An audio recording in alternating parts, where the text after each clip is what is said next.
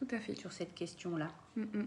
Alors, j'ai lu une question, c'est quelqu'un qui explique qu'elle a refusé un acte et que le Ouais. soignant est venu plusieurs fois lui reproposer l'acte et qu'à la fin, elle a cédé pour avoir la paix, en fait.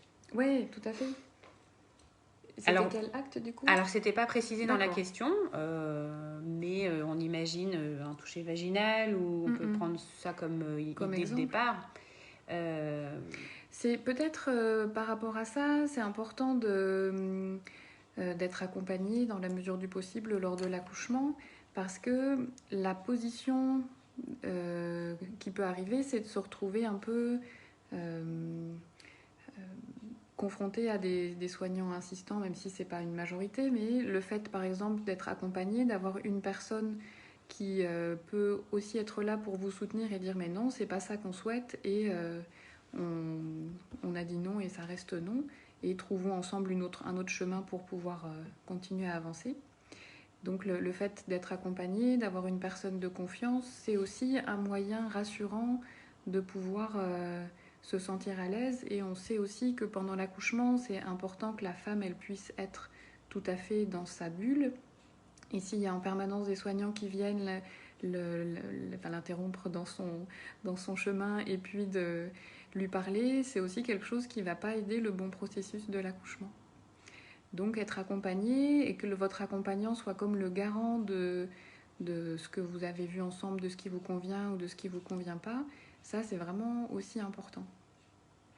Ça c'est particulièrement pendant le travail, pendant la grossesse ou après l'accouchement, une fois que le bébé est là, on peut se dire que la femme a retrouvé un petit peu plus ou a un peu plus de... Disons qu'elle est moins occupée par le travail, mais disons que ça va être d'autant plus important pendant l'accouchement de pouvoir être accompagné. Et puis, on a le droit, pour la péridurale, par exemple, de dire « je ne veux pas de péridurale et je ne veux pas qu'on me la repropose. Je saurais la demander si j'en ai besoin. » Tout à fait. Donc, je ne veux pas de toucher vaginal parce que je sens bien que le travail avance. J'ai plein d'autres moyens. Et Noémie m'a dit un moyen extraordinaire que je ne connaissais pas. Je t'en prie, raconte. Tu m'as montré, mais c'est la coloration de la raie des fesses. Je trouve ça extraordinaire que le corps est prévu encore un truc génial pour montrer que le corps est prêt. Même tout le comportement de la femme, il y a plein de choses qui peuvent nous renseigner tout à fait différemment, et particulièrement quand les femmes n'ont pas de péridurale, puisque là, leur corps s'exprime plus naturellement. Il y a plein de signes qui nous montrent que le travail avance, et l'avantage aussi de se connaître, si la personne qui s'occupe de vous connaît, elle va d'autant mieux repérer ces signes qui sont présents. Et le soignant, il sait très bien quand une femme arrive aux urgences s'il faut tout de suite l'emmener en salle de naissance ou si on peut la mettre dans une salle, faire tous les examens. Et ils le savent, eux aussi, ils le savent. C'est qu'ils ne se font pas confiance. Ils sont tellement habitués à faire d'une certaine façon, ils ne se rendent même pas compte qu'ils ont des compétences. Des fois, j'en discute là où je travaille et je leur dis, mais tu le sais très bien.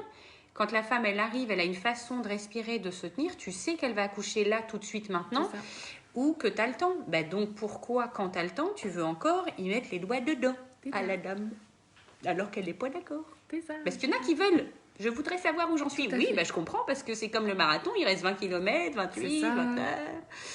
Mais il y en a qui ne veulent pas savoir. Tout à fait, ça peut ne pas être aidant de savoir finalement.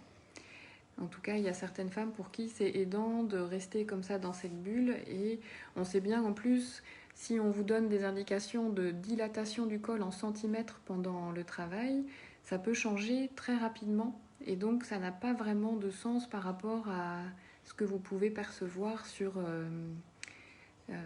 l'intensité des contractions. Et c'est ce qui amène parfois une sorte de décalage entre ce que la femme ressent, où elle va se dire mais moi je sens des contractions qui sont vraiment très fortes, et puis si un soignant vous examine à ce moment-là, il va trouver un col qui est peut-être pas qui montre pas que le travail est très avancé, mais c'est juste que peut-être 2 minutes après ça va être tout différent.